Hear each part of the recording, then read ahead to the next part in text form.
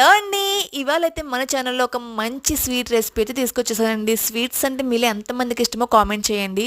నాకైతే చాలా ఇష్టం అనమాట. అలాగని మనం ఎక్కువ స్వీట్స్ కూడా తినలేం కదా! కానీ ఈ స్వీట్‌తో ప్రాబ్లమ్ ఉండదండి. ఎందుకంటే మనం దీన్ని రాగి పిండితో చేస్తామన్నమాట. ఈ రాగి పిండి లడ్డూలు గనుక మనం డైలీ ఒక్కటి తిన్నా సరే బాడీకి ఎంతో స్ట్రెంగ్త్‌ని, బలాన్ని ఇస్తుంది. మన బాడీ ఇమ్యూనిటీ పవర్‌ని కూడా బూస్ట్ చేస్తుందనమాట.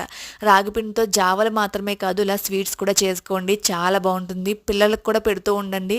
వాళ్ళు కూడా చాలా ఇష్టంగా తింటూ ఉంటారనమాట. ప్రాసెస్ కూడా చాలా ఈజీ అండి. చాలా తక్కువ ఇంగ్రీడియంట్స్‌తో కూడా చేసుకోవచ్చనమాట. ముందుగా మనం నెయ్యిలో డ్రై ఫ్రూట్స్ అన్నీ కూడా ఫ్రై చేసుకొని పక్కన పెట్టుకోండి. అదే బాండీలో ఒక కప్పు మీకు ఎంత మెజర్మెంట్ కావాలైతే అంత తీసుకోండి. దాన్ని సోడిపిండిని కూడా చక్కగా డ్రై రోస్ట్ చేసుకొని పక్కన పెట్టేసుకోండి. మనకి స్వీట్‌నెస్‌కి తగినంత బెల్లం తీసుకొని దాన్ని మంచిగా పాకం పెట్టుకొని అందులోనే కొంచెం యాలకుల పొడి కూడా వేసుకోండి.